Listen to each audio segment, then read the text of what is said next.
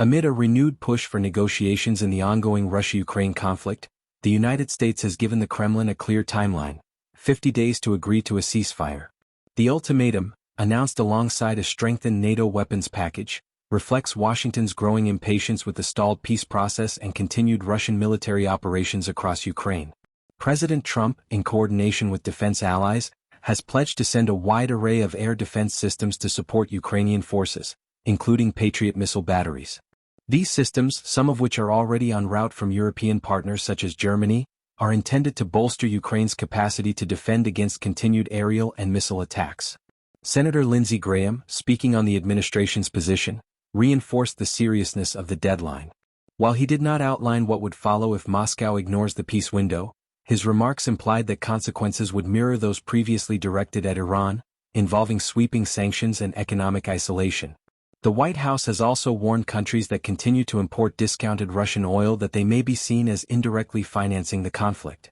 This message was clearly intended for both U.S. partners and non-aligned nations that have sought to benefit from Russia's discounted energy exports. Despite the new weapons assistance, President Trump has clarified that the United States does not intend to supply Ukraine with long-range missiles capable of striking Russian territory, including the capital. He emphasized that the aim is not escalation but a pathway toward ending hostilities. "I'm on humanity's side," he stated during a recent press appearance, reaffirming his desire for negotiations rather than expansion of the conflict. The decision not to provide deep strike capabilities comes amid concern that any Ukrainian attack on Russian soil could derail future diplomacy. Still, Washington's military support package includes joint air-to-surface standoff missiles and other high-precision systems to assist in defending against Russian aggression.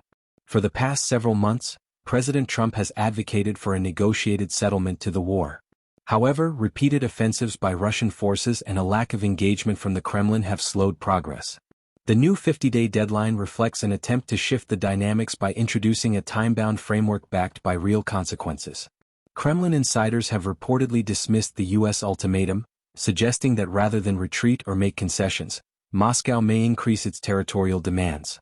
This reaction points to the likelihood of continued hostilities, at least in the near term, despite the mounting international pressure. As the deadline counts down, all eyes will remain on how both Washington and Moscow navigate the next several weeks. Whether the ultimatum leads to negotiations or further confrontation remains uncertain, but the strategic stakes are now higher than ever.